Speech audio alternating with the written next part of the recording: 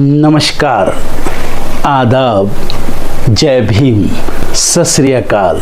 मैं हूँ माजिद सिद्दीकी और आप देख रहे हैं फोकस हिंदुस्तान न्यूज़ चैनल। आज की ख़ास खबरें सब्सक्राइब करें, लाइक करें, शेयर करें। फिर आऊँगा एक ताज़ा खबर को लेकर माजिद सिद्दीकी।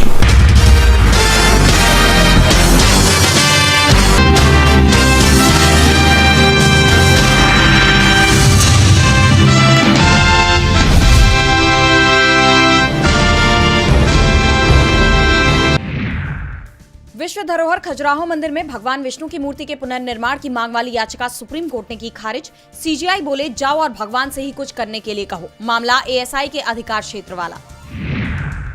केजरीवाल को बंगला मिलने में देरी पर केंद्र को दिल्ली हाईकोर्ट की फटकार। किसे घर मिलेगा सरकार चुन चुनकर तय नहीं कर सकती। राष्ट्रीय पार्टी के अध्यक्ष की हैसियत से केजरीवाल को मिलना चाहिए दिल्ली में सरकारी आवास। पीएम नरेंद्र मोदी को मिले तोहफों की आज से शुरू होगी नीलामी। सबसे महंगा तोहफा एक मूर्ति है जिसकी कीमत 10,39,500 रुपए की गई तय। 2 अक्टूबर 2025 तक चलेगी नीलामी।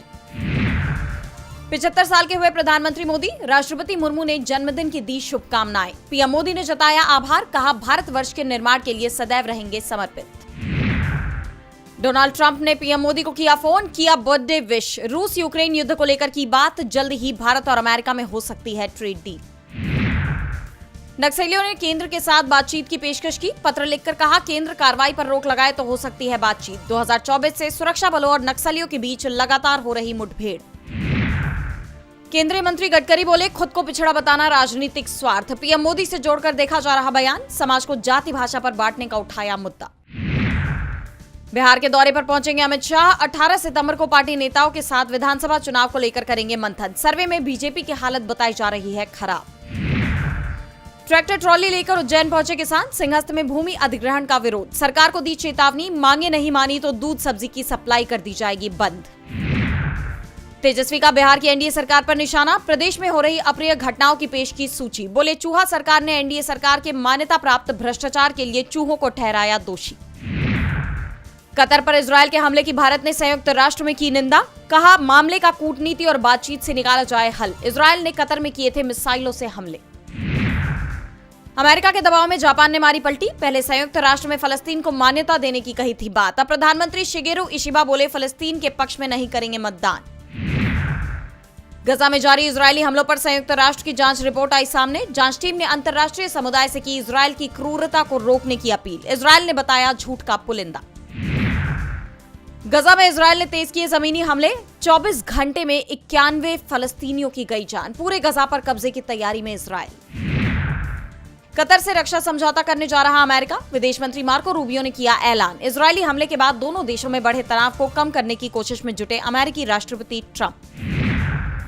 अमेरिका के साथ तनाव के बीच बेलारूस और रूस के युद्धाभ्यास में शामिल हुआ भारत। निजनी नोवगोरोड के मुलिनो प्रशिक्षण मैदान में हो रहा है युद्धाभ्यास। पुतिन भी सैन्य वर्दी में हुए शामिल। पत्नी मेलानिया के साथ ब्रिटेन पहुंचे अमेरिकी राष्ट्रपति डोनाल्ड ट्रंप। किंग चार्ल्स करेंगे मेजबानी। प्रधानमंत्री कीयर स्टारमर से भी होगी मुलाकात। अमेरिका के साथ सबसे पहले ट्रेड डील करने वाला देश है ब्रिटेन।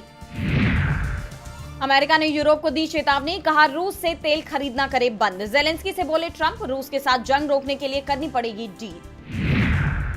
डेनमार्क के पीएम मेटे फ्रेडरिक्सन ने प्रधानमंत्री नरेंद्र मोदी से फोन पर की बात। फ्रेडरिक्सन ने भारत यूरोपीय मुक्त व्यापार समझौते का किया समर्थन। अगले साल तक यूरोप के साथ हो सकती है एफटीए डील।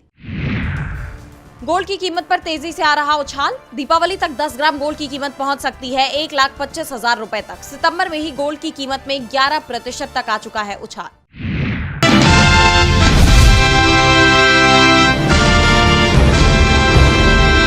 उत्तर प्रदेश की सियासत का सबसे अहम पड़ाव अब करीब है। 2026 की शुरुआत में पंचायत चुनाव होने हैं और इन्हें 2027 विधानसभा चुनाव का सेमीफाइनल कहा जा रहा है, क्योंकि राज्य की 2/3 विधानसभा सीटें ग्रामीण इलाकों से आती हैं। यही कारण है कि पंचायत चुनाव में जीत हार सीधे 2027 की तस्वीर को प्रभावित करती है।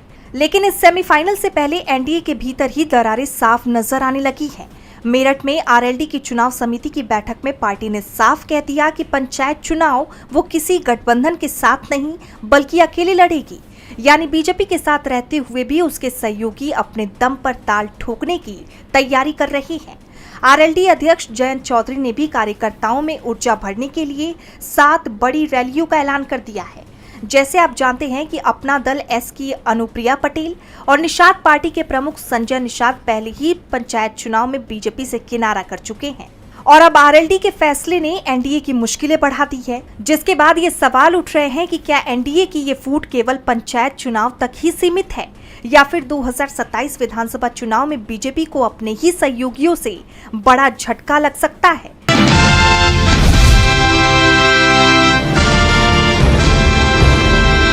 मेघालय में मेघालय डेमोक्रेटिक अलायंस की सरकार में जबरदस्त टकराव की स्थिति देखी जा रही है। विधायकों की नाराजगी की लगातार खबरें सामने आ रही थी और अब अचानक ही 8 मंत्रियों के इस्तीफे की खबर भी सामने आ गई, जिसके चलते कॉनराड संगमा के नेतृत्व वाली सरकार संकट में आती दिखाई दे रही है। इस्तीफा देने वाले मंत्रियों में एनपीपी, यूडीपी, एचएसपीडीपी और बीजेपी के मंत्री शामिल हैं।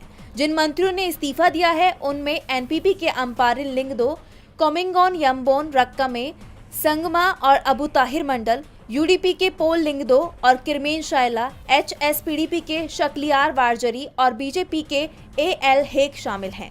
मेघालय में मंत्रियों की संख्या 12 है और इनमें से 8 मंत्रियों के इस्तीफे की खबर से सियासी हलचल मच गई है। बाद में 7 नए मंत्रियों को शपथ भी दिलाई गई। दरअसल मेघालय में फरवरी 2023 में विधानसभा चुनाव हुए थे। चुनाव के बाद कॉनराड संगमा के नेतृत्व में सरकार बनी, लेकिन सरकार बनने के बाद से ही सहयोगी दलों के बीच खटपट की खबरें आ रही थी और यही कारण है कि 2024 के लोकसभा चुनाव में मेघालय की दोनों ही सीटों पर एनडीए चुनाव हार गया था और इसके बाद से ही टकराव की स्थिति दिखाई दे रही थी और अब 8 मंत्रियों से इस्तीफा लेकर कॉनराड संगमा बगावत को रोकने की कोशिश में जुटे हुए हैं।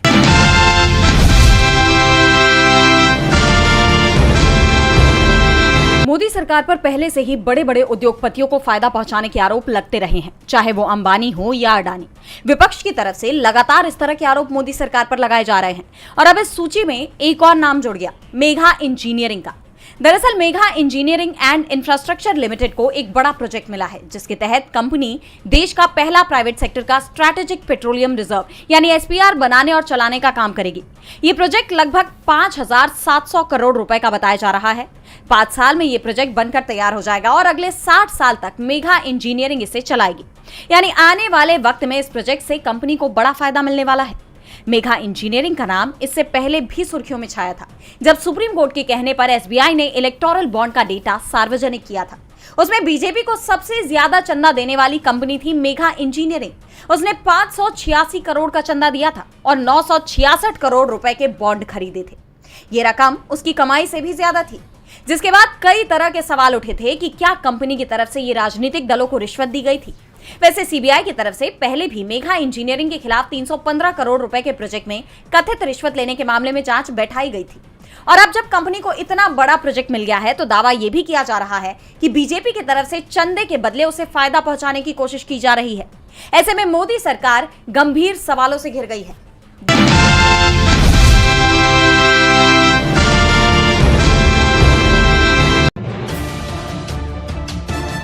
भारत ने ऑपरेशन सिंदूर के तहत पाकिस्तानी आतंकियों और उनके ठिकानों को तबाह किया था। अब ये बात खुद पाकिस्तान के पाले आतंकी कबूल कर रहे हैं। ये कबूलनामा पाकिस्तान के उस झूठ की भी पोल खोलता है जिसे वो सालों से दुनिया के सामने दोहराता रहा है। हाल ही में सोशल मीडिया पर वायरल हुए एक वीडियो ने भारत के दावे को और मजबूत कर दिया। इस वीडियो में जैश-ए-मोहम्मद का कुख्यात कमांडर मसूद इलियास कश्मीरी साफ साफ ये कबूल करता दिख रहा है कि भारत द्वारा किए गए बहावलपुर एयर स्ट्राइक में जैश प्रमुख मसूद अजहर का पूरा परिवार मारा गया। ये बयान न केवल आतंकी संगठन के अंदर मचे हड़कंप को दर्शाता है, बल्कि पाकिस्तान की दोहरी चाल और अंतर्राष्ट्रीय मंचों पर किए जा रहे झूठ को भी उजागर करता है। इलियास कहता है, आतंकवाद को गले लगाते हुए हमने इस देश की सीमाओं की रक्षा के लिए दिल्ली, काबुल और कंधार से लड़ाई लड़ी। सब कुछ बलिदान करने के बाद बहावलपुर में 7 मई को मौलाना मसूद अजहर के परिवार के लोग साफ हो गए, टुकड़ों में बट गए। दरअसल 22 अप्रैल 2025 को जम्मू कश्मीर के पहलगाम में हुए आतंकी हमले में 26 निर्दोष नागरिकों की मौत हुई थी। भारत ने इसका करारा जवाब देते हुए 7 मई 2025 को ऑपरेशन सिंदूर के तहत पाकिस्तान के बहावलपुर में स्थित जैश ए मोहम्मद के मुख्यालय पर सटीक मिसाइल हमले किए। भारतीय खुफिया एजेंसियों को पहले से यह आकलन था कि बहावलपुर आज भी जैश का मजबूत गढ़ है और वहां मसूद अजहर का परिवार रहता है। पाकिस्तान बार बार अंतर्राष्ट्रीय मंचों और FATF के सामने इसे झुठलाता रहा, लेकिन भारतीय वायुसेना की कार्रवाई ने उसके इन दावों को ध्वस्त कर दिया।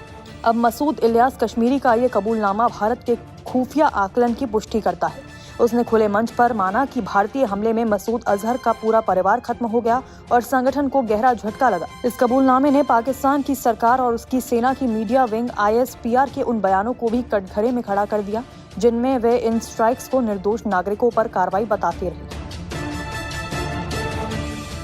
खुफिया सूत्रों के मुताबिक इस हमले में मसूद अजहर के परिवार के 10 सदस्य मारे गए, जिसकी पुष्टि खुद अजहर ने भी की थी। बताया जाता है कि हमले के बाद वे रो पड़ा और भारत के खिलाफ जमकर जहर उगला, लेकिन उसकी भावनात्मक प्रतिक्रिया भी इस सच्चाई को छुपा नहीं सकी कि भारत ने एक बड़े आतंकी नेटवर्क को तहस नहस कर दिया। इस कबूलनामे के बाद रक्षा विशेषज्ञ मेजर जनरल ध्रुव कटोच ने क्या कहा, सुनिए। मसूद अजहर की किस्मत बहुत अच्छी है कि वो उधर नहीं था, न तो वो भी ख़त्म हो जाता। उस समय पर किसी कारण वो बाहर गया होगा, तो या उस रात उसने वहाँ पर नहीं काटी थी, लेकिन बाकी सब खत्म हो गए। और उसका तो दृश्य जो अगले दिन ही पता लग गया, क्योंकि जब उनका फ्यूनरल हुआ तो पाकिस्तान के बड़े सीनियर पॉलिटिशियंस और उनके मिलिट्री ऑफिसर्स भी उधर चले गए थे वो फ्यूनरल अटेंड करने के लिए। एक तरफ से उन्होंने वो अपना साथ दिखाया टेररिस्ट के साथ। अब जाके इनकी तरफ से अपनी आप ही कॉन्फर्मेशन आ गई है। जैश ने पहले कबूल नहीं किया था, लेकिन अभी बेशक बाकी पाकिस्तान के लोगों ने कबूल कर लिया था, लेकिन जैश ने नहीं किया था। अब जैश ने भी कर लिया है। ये मैं समझता हूँ उनकी एक मजबूरी है। लेकिन एक चीज़ और देखने की है, जब उन्होंने ये कबूल किया तो एक बड़ा घमंडी सा स्टेटमेंट भी आ गया उनकी तरफ से। वो था कि वो ये दिखाना चाहते थे कि वो कितने बड़े लोग हैं। उन्होंने कहा कि जनरल मुनीर की तरफ से आदेश दिए गए थे पाकिस्तानी के जनरल्स को फ्यूनरल अटेंड करने के लिए, और इसलिए इतने ज़्यादा वहाँ पर जनरल्स मौजूद थे। ये एक घमंडी वाला स्टेटमेंट है। अब भारत के इस वीडियो और कश्मीरी के कबूलनामे को अंतर्राष्ट्रीय मंचों और FATF के सामने पेश करने की तैयारी कर रहा है। ये पाकिस्तान के लिए बड़ी मुसीबत साबित हो सकती है, क्योंकि इससे दुनिया को साफ संदेश जाएगा कि पाकिस्तान न केवल आतंकी संगठनों को पनाह देता है, बल्कि अपने झूठे प्रचार से अंतर्राष्ट्रीय समुदाय को लगातार गुमराह करने की कोशिश करता है।